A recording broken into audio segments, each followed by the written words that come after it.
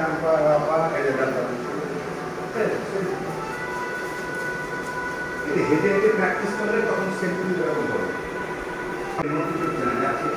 আর পেট টেনে হাঁটছি, পেট টেনে মাথা সোজা, খুব প্যারালাল আছে মাটির সঙ্গে। বুকটা চাইলে আবার ঘুরে গেল, আগে পা, তারপরে বলুন, তারপরে যাবো, এই যাবো। আর ওর সঙ্গে হাত সিঙ্ক্রোনাইজ হয়।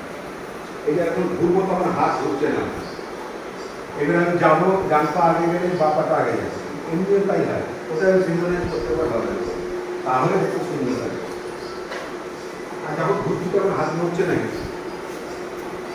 যখন থেমে যাচ্ছি তখন আর কিছু নড়ছে না, থেমে গেছে। তুমি এখানে যাও, আমি থামবো। এই যে ইলেকট্রিক্যাল হাতে থেমে যাচ্ছে, মানে ঘুরছি খালি, হাতে কোনো কাজ নেই। আবার যাবো, তুমি ডান পা দিয়ে যাই, তারপর সামনে, বা হাত সামনে, তাহলে রাখো হাতে।